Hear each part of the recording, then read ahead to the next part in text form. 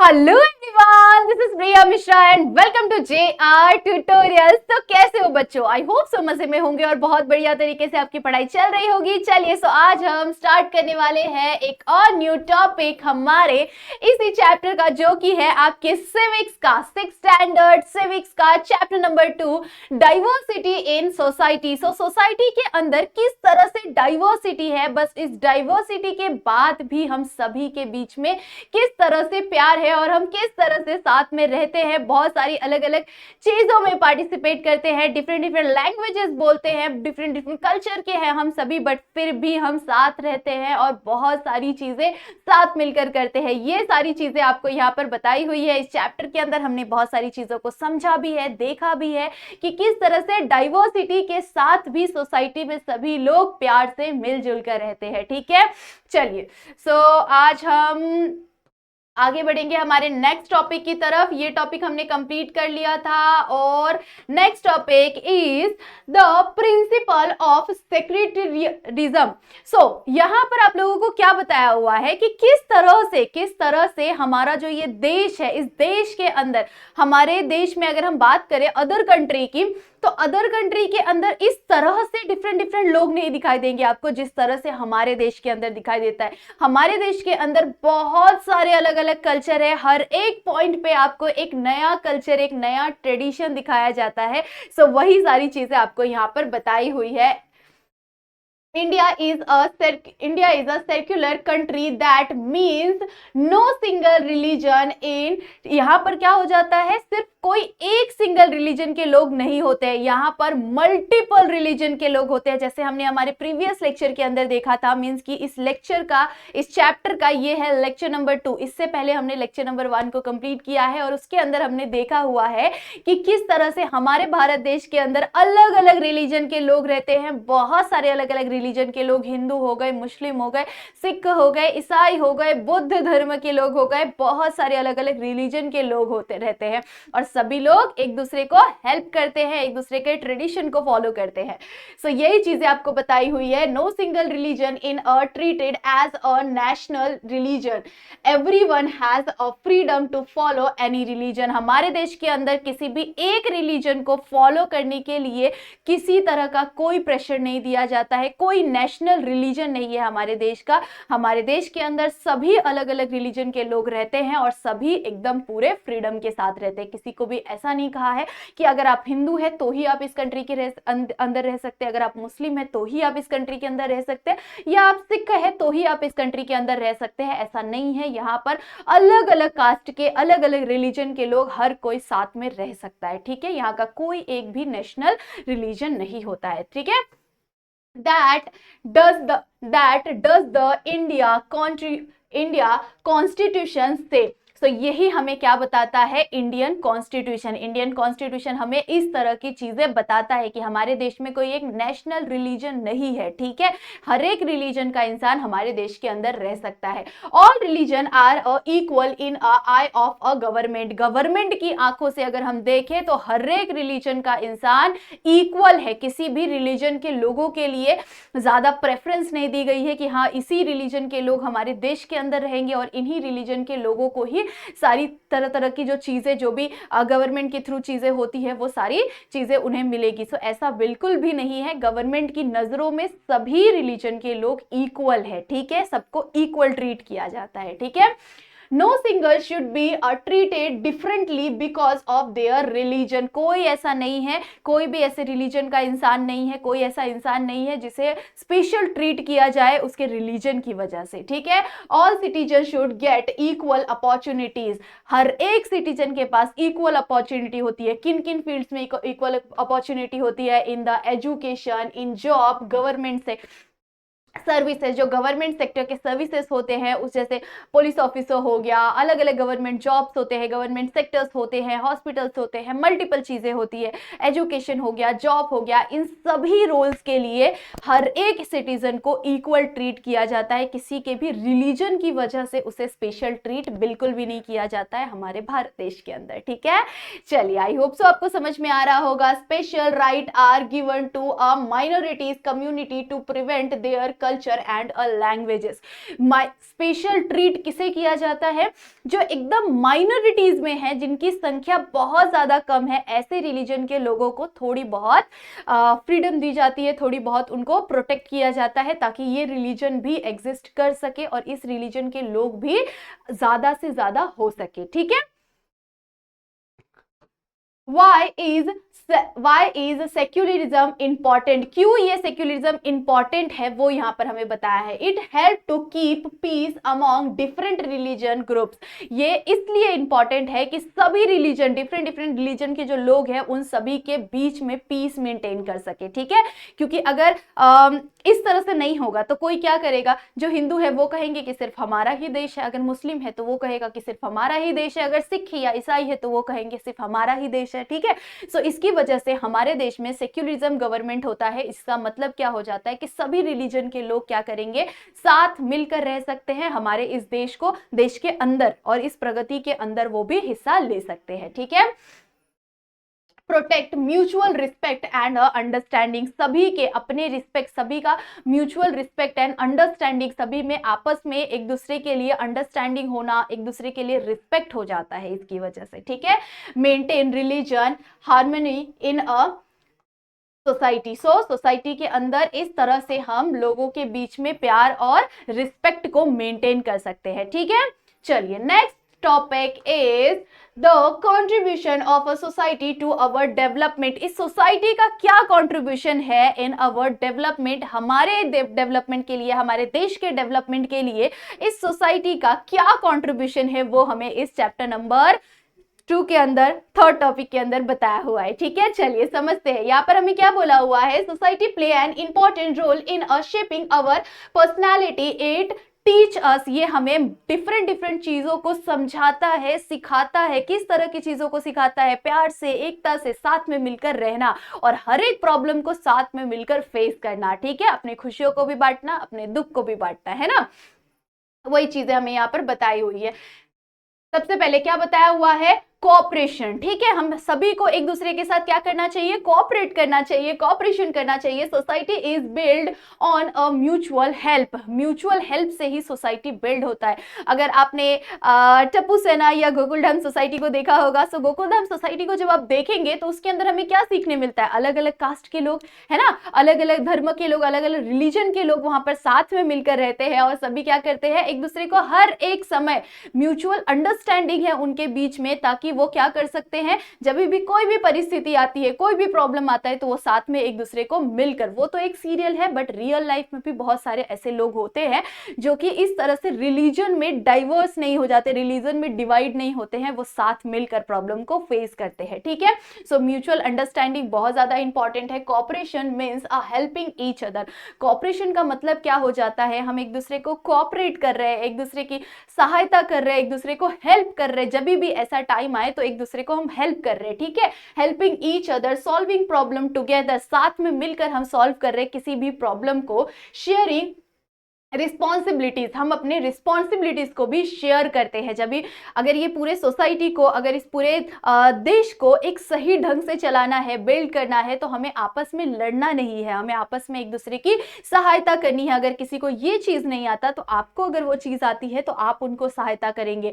हर एक इंसान को जब हम खुद आगे बढ़ते हैं तो अपनी सोसाइटी को भी हमें आगे लेके जाना होता है। सो आपस में हर एक प्रॉब्लम को साथ मिलकर सॉल्व करना, एक दूसरे को हेल्प करना, साथ ही साथ शेयर करना रिस्पॉन्सिबिलिटीज को। ठीक है। ये सारी चीजें कोऑपरेशन के अंदर आपको बताया हुआ है। ठीक है। For example, giving space on a bench to someone standing. जैसे कि आप बैठे हुए हो तो आप किसी को स्पेस दे रहे हो, है ना। सो उसके बाद giving up buying something you want because your family has other responsibilities. ठीक है। सो इस तरह से ये कुछ एग्जाम्पल्स थे। नेक्स्ट हमें क्या बोला हुआ है? ए था कोऑपरेशन, बी क्या है यहाँ पर? Tolerance and understanding. ठीक है। Tolerance and understanding. In a big society there will be a disagreements और a fight sometime there can be solved through thoughts and a patience, understanding each other, taking peacefully. यहाँ पर क्या हो जाता है, जब हम एक बड़ी सोसाइटी के अंदर रहते हैं या फिर हम एक बड़ी फैमिली के अंदर भी रहते हैं, तो उस टाइम पर किस तरह की परिस्थिति आती है, अगर 4 लोग साथ में हैं तो किसी ना किसी मुद्दे पर, किसी ना किसी बात पर आपस में कुछ किसी मिसअंडरस्टैंडिंग क्रिएट हो ही जाती है। एक दूसरे के साथ थोड़े से झगड़े, लिटिल मीन्स एकदम लाइट सा झगड़ा भी हो जाता है, कभी कभी हम इस झगड़े को बहुत ज्यादा बढ़ाकर भी ले जाते हैं, बट इसे हमें साथ में मिलकर पीस मेंटेन करना है। साथ में मिलकर हमें एक दूसरे के अंदर अंडरस्टैंडिंग रखनी है कि हाँ, हमें आपस में जो भी प्रॉब्लम है उसे साथ में मिलकर सॉल्व कर लेना है, ठीक है। सो इस तरह की अंडरस्टैंडिंग होना सोसाइटी के अंदर बहुत ज्यादा जरूरी होता है, ठीक है। Understanding each other, patience and talking peacefully. जब हम एक दूसरे से बात करते हैं तो हमें पीस मेंटेन करना है, आपस में शांति से बातें करनी है, जो भी प्रॉब्लम है, जो भी तकलीफ है, वो आपस में एक दूसरे को बताकर, शेयर कर कर सॉल्व करना है, ठीक है। So if we learn to accept their opinion, we become more mature and wise. तो इस तरह से जब हम एक दूसरे की बातों को समझते हैं, एक दूसरे की प्रॉब्लम को समझते हैं, वो क्या कहना चाहता है उस चीज को समझते हैं, तब जाकर ही हमारे बीच में और ज्यादा प्यार भी बढ़ता है, शांति भी बढ़ती है कि आगे जाकर उस झगड़े को हम बढ़ा नहीं रहे हैं, ठीक है। सो इस तरह से हमें म्यूचुअल अंडरस्टैंडिंग रखनी चाहिए, चाहे वो कोई फैमिली हो, चाहे वो कोई हमारे नेबर हो, या फिर हमारी सोसाइटी के अंदर का कोई भी इंसान हो, ठीक है। चलिए नेक्स्ट हमें क्या बोला हुआ है, playing different role in society. Playing different roles, हम डिफरेंट, हमारे सोसाइटी के अंदर हम डिफरेंट रोल्स को प्ले करते हैं, है ना। किस तरह से देखते हैं, each person play many role in life. हर एक इंसान अपनी लाइफ में मेनी रोल प्ले करता है। जैसे कि हम जब छोटे होते हैं, बहुत ज्यादा छोटे होते हैं, तो हम एक चाइल्डहुड वाले लाइफ को सर्वाइव कर रहे होते हैं, चाइल्डहुड वाले लाइफ को हम फेस करते हैं। उसके बाद जब हम बड़े हो जाते हैं तो हमने वो टीनेज वाले लाइफ को फेस करते हैं। टीनेज लाइफ कैसा होता है, कहीं कहीं पे हमारे झगड़े हो जाते हैं, हम बहुत सारी नई नई चीजों को देखते हैं, सीखते हैं, समझते हैं। उसके बाद हम मैच्योर हो जाते हैं, अडल्ट लाइफ को देखते हैं, है ना। उसके बाद हमारी शादी हो जाती है, शादी के बाद फिर बच्चे, बच्चों के बाद फिर हम थोड़े से एजेड हो जाते हैं, बूढ़े हो जाते हैं, ठीक है। सो वो सारे अलग अलग फेसेस को देख रहे हैं। उन सारे फेसेस के बीच में बहुत सारी तकलीफें आई होती, बहुत सारे प्रॉब्लम्स आए होते हैं, है ना। उन प्रॉब्लम्स को हम सॉल्व करते हैं, एक फैमिली के जैसे बनकर रहते हैं, है ना। सो वही चीजें आपको यहाँ पर बताई हुई है कि एक पर्सन के लाइफ में बहुत सारे अलग अलग फेसेस होते हैं, ठीक है। As a student, child, friend etcetera, वो हर एक लाइफ के फेसेस को फेस करता है। हर एक लाइफ में जो अलग अलग टाइम आता है, उस टाइम पीरियड में वो कभी फ्रेंड होता है किसी का, कभी वो किसी की फैमिली के अंदर एक इंपॉर्टेंट रोल प्ले करता है, कभी एक फ्रेंडशिप के अंदर इंपॉर्टेंट रोल प्ले करता है, कभी वो स्टूडेंट होता है ना। Later in life you may be a teacher, doctor, farmer, engineer etcetera. आप आगे जाकर अपनी लाइफ में एक स्टूडेंट से आगे बढ़कर आप एक लाइफ में एक टीचर बन सकते हैं। जैसे मेरा स्टूडेंट फेस अभी थोड़े टाइम पहले ही गया है, बट अभी मैं और ज़्यादा आगे स्टडीज़ कर रही हूँ। सो इस तरह से हमारा कभी हमारी स्टडी कंप्लीट होती है तो हम टीचर बनते हैं, इंजीनियर बनते हैं, डॉक्टर बनते हैं, और मल्टीपल चीज़ें आती है जिसकी हम अपने सोसाइटी के डेवलपमेंट में अपना भी एक कॉन्ट्रीब्यूशन देते हैं, अपना भी एक इंपॉर्टेंट रोल प्ले करते हैं। किस तरह से, स्टूडेंट से लेकर हमने एक डॉक्टर बनने तक का सफर तय किया। टीचर से लेकर स्टूडेंट से लेकर हम एक टीचर बन रहे हैं, इंजीनियर बन रहे हैं। ऐसे मल्टीपल रोल्स को हम प्ले करते हैं हमारी लाइफ के अंदर। Each role has a duty and a responsibility. हर एक रोल में क्या होता है, एक ड्यूटी होती है, एक रिस्पॉन्सिबिलिटी होती है। अगर आप डॉक्टर है तो आपके ऊपर बहुत बड़ी रिस्पॉन्सिबिलिटी है, लोगों के लाइफ को सेव करने की रिस्पॉन्सिबिलिटी है। आप एक बहुत ज़्यादा इंपॉर्टेंट रोल प्ले कर रहे हैं आपके सोसाइटी के अंदर। अगर आप इंजीनियर है तो आपकी एक मिस्टेक की वजह से किसी की जान भी जा सकती है ना। सो आपको क्या करना है, आप जो भी चीज़, जिस भी चीज़ के इंजीनियर है, आप IT इंजीनियर है, आप सिविल इंजीनियर है, आप कोई भी इंजीनियर है, ऑटोमोबाइल इंजीनियर है, तो आप उस चीज के अंदर बहुत ज्यादा इंपॉर्टेंट रिस्पॉन्सिबिलिटी भी फेस कर रहे हैं एंड रोल भी प्ले कर रहे हैं, ठीक है। सो इस तरह से अलग अलग रोल्स होते हैं लोगों के, ठीक है। नेक्स्ट हमें क्या बोला हुआ है, regulation of a society. Society के अंदर कैसे रेगुलेशंस होते हैं। For a society to work smoothly there must be a rules. हमारे सोसाइटी के अंदर स्मूथली सोसाइटी जा सके, इसकी वजह से बहुत सारे अलग अलग रूल्स एंड रेगुलेशंस होते हैं। सो वो कौन कौन से रेगुलेशंस है, वो से हमें यहाँ पर बताया है। in old time society was society was regulated by a